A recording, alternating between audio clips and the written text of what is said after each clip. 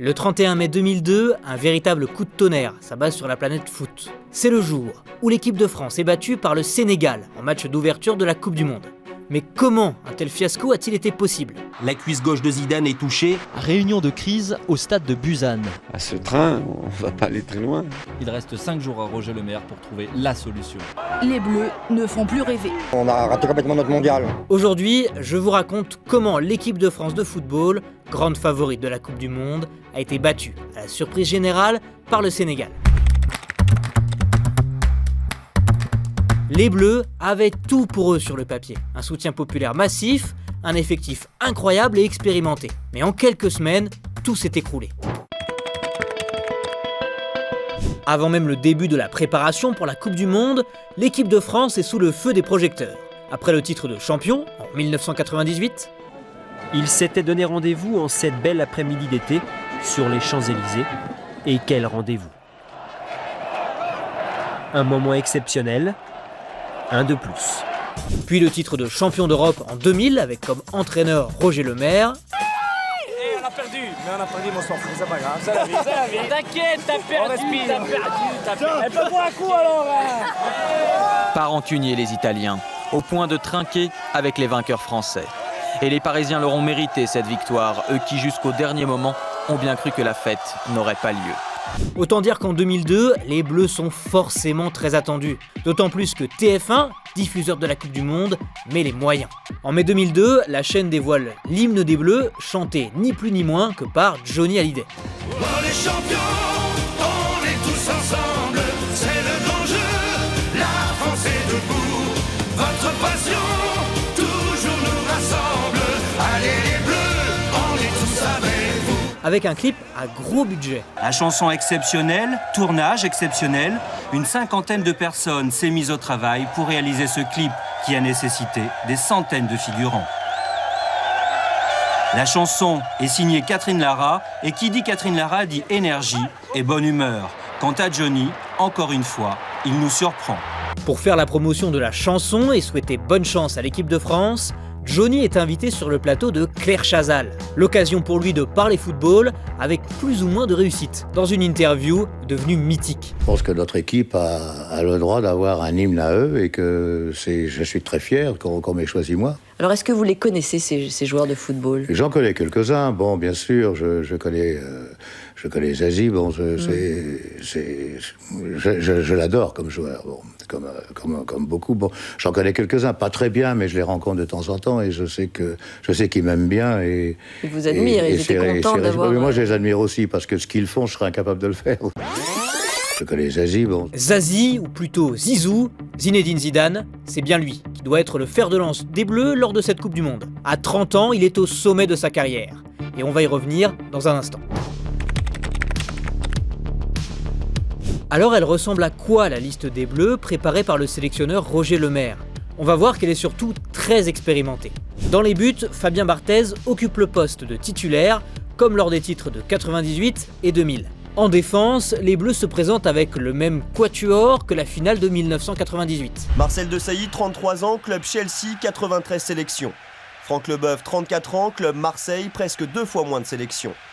The Rock, comme le surnomment les Anglais, est depuis la retraite de Didier Deschamps le capitaine, un capitaine irréprochable. Vicente Lizarazu, 32 ans, joue au Bayern Munich, 74 sélections. Lilian Thuram, 30 ans, champion d'Italie avec la Juventus, 73 sélections. C'est que ce sera très très difficile. Mais c'est tellement beau de rêver qu'il faut que ça continue encore, quoi. Au milieu de terrain, de grands noms sont aussi présents. Heureux comme les Bleus du milieu de terrain, surtout ces deux-là, ils viennent de remporter la Ligue des Champions avec Madrid. Zinedine Zidane, 29 ans, 73 sélections. Claude Makélélé, 29 ans également, mais 14 sélections. Emmanuel Petit, 31 ans, club Chelsea, 56 sélections. Patrick Vieira, 25 printemps, joueur d'Arsenal, 51 caps. Probablement le meilleur au monde à son poste aujourd'hui. Il suit avec succès le chemin tracé par Didier Deschamps. Mais c'est surtout en attaque, là où les Français avaient eu un peu de mal en 98, que l'équipe a beaucoup progressé. Thierry Henry, 24 ans, son club c'est Arsenal, 35 sélections avec l'équipe de France, 19 buts. La machine Trezeguet, elle, se porte bien, même âge, une sélection de plus que son ami Thierry Henry, Sylvain Wiltord, 28 ans, 61 matchs avec Arsenal cette saison, 38 sélections en équipe de France. Et enfin, il y a l'Auxerrois Djibril Cissé, 20 ans, une sélection, le petit dernier, forcément un peu choyé. Ils m'ont bien accueilli, ils m'ont bien... J'avais peur un peu de me faire un peu chambrer, mais bon, ça allait, ça va, ils ont été gentils. Sur le papier, le potentiel offensif de cette équipe est exceptionnel. Thierry Henry est le meilleur buteur du championnat d'Angleterre, David Trezeguet est le meilleur buteur du championnat d'Italie, et Djibril Cissé celui du championnat de France. Mais dans cette solide liste se glissent deux problèmes qui vont se révéler décisifs. Déjà, les Bleus ont beaucoup joué cette saison. La plupart des titulaires ont joué plus de 50 matchs et le record appartient à Thierry Henry qui compte, tenez-vous bien, 63 matchs cette saison. Résultat, l'attaquant vedette de l'équipe de France débute la préparation blessé. Plus se reposer avec Arsenal, à chaque fois il fallait batailler, et forcément à l'arrivée tu tires sur la machine. Ensuite, l'équipe de France est certes très expérimentée, mais elle est aussi très vieillissante, plus de 29 ans de moyenne d'âge, et en défense centrale c'est encore pire. Marcel Desailly a 33 ans, Franck Leboeuf 34. Et la préparation pour le mondial va mal débuter. Alors, le sélectionneur et son staff s'emploient à rebâtir la condition physique de leur équipe. C'est clair, question physique, les Bleus ont besoin de se refaire une santé, car la saison a été longue et intense. Du coup, la semaine dernière, Roger avait emmené une partie de ses jeunes en colonie de vacances à Tignes pour récupérer des forces et respirer le bon air de la montagne. Avant le début de la compétition, un premier match amical oppose les Bleus à la Belgique. À Saint-Denis, au Stade de France, les Français paraissent plus absorbés par la cérémonie d'avant-match et concèdent une défaite, mais à ce stade, aucune inquiétude pour Roger Lemaire et ses troupes. Il n'y a pas péril dans la demeure. C'était aussi, il faut savoir analyser les défaites et comme les victoires. Mais je dis, il y a eu des victoires qui n'ont pas été beaucoup plus glorieuses et c'est clair. Faisons en sorte de retrouver justement cette capacité, cette vivacité qui faisait que parfois, je dis quelquefois, l'équipe de France allait dans l'excellence, c'est tout. Le 20 mai 2002, les Bleus arrivent au Japon. Accueillis par des Japonaises en kimono traditionnel, les Bleus portent presque tous des lunettes noires pour cacher leurs cernes, forcément, après 15 heures d'un long voyage entre Paris et la pointe sud de l'archipel du Japon. Le voyage s'est déroulé sans histoire, mais certains n'ont même pas dormi, comme Vincent Candela ou Bichente Lizarazu, pourtant souriant à la sortie de l'aéroport par une température étouffante de 32 degrés, à laquelle Fabien Barthez, Thierry Henry ou Michael Sylvestre, qui jouent toute l'année en Angleterre, ne sont pas habitués. Après une semaine d'acclimatation, l'équipe de France part pour Séoul pour disputer une dernière rencontre amicale face au pays hôte, 5 jours avant le début du tournoi. Et les Bleus sont salués par de nombreux fans coréens, surtout l'un d'entre eux. Une agitation soudaine s'est emparée du pays du matin calme. Les voilà enfin les champions du monde sur ce sol coréen qui va les accueillir jusqu'au 11 juin. Comme une pop star en tournée, Zidane déclenche des vagues d'hystérie à chacune de ses sorties. À 6 jours du match d'ouverture, la folie du football a déjà gagné l'Asie. Alors, qu'attendre de ce match face aux Sud-Coréens ? Dans la mesure où on jouera en Corée, contre la Corée, devant 80 000 personnes, je pense qu'ils vont être extrêmement motivés, comme nous d'ailleurs. Et je pense que c'est la dernière occasion pour nous d'essayer de faire le plein de confiance et de capital pour entamer la compétition. Mais cette rencontre va être lourde de conséquences pour les Bleus. Le match est difficile pour les hommes de Roger Lemaire qui finissent par s'imposer 3-2. Mais à partir de la 38e minute, le résultat devient totalement anecdotique. Et pour cause. Au bout de cette accélération, la douleur et la blessure. La cuisse gauche de Zidane est touchée. Le meneur de jeu tricolore est alors obligé de quitter le terrain. Et aujourd'hui, un examen plus approfondi au centre médical de Séoul a confirmé le premier diagnostic, une lésion du muscle antérieur droit de la cuisse. À ce moment-là, la France a peur. Et les médecins des journaux télévisés ne sont pas vraiment rassurants. Le droit antérieur, c'est le muscle de la frappe chez le footballeur. Ce muscle de la frappe, il est sollicité sur des gestes violents, des impulsions des frappes, et il peut avoir 3 types de lésions. Il peut s'étirer, il peut avoir une micro-rupture ou avoir une déchirure importante. Petite lésion, élongation ou micro-déchirure, évolution très rapide. En quelques jours, les joueurs peuvent reprendre l'entraînement et on parle de 6 à 8 semaines sur une déchirure importante. Zinedine Zidane a rejoint le groupe en retard suite à la finale de la Ligue des Champions qu'il a disputée le 15 mai et la naissance de son fils. Il est tout de même titularisé par le staff de l'équipe de France, à la grande joie des supporters coréens. Mais son manque de préparation est peut-être ce qui a causé sa blessure. Tout organisme, et même les plus performants, nécessite un temps de réadaptation. Il est évident que les masses musculaires nécessitent, elles aussi, ont un rythme nictéméral qu'il faut respecter. Et il est évident qu'on ne peut pas solliciter une musculature dès l'arrivée de l'avion. Évidemment, la France entière surveille l'état de la cuisse de Zizou. Pourra-t-il participer à la compétition ?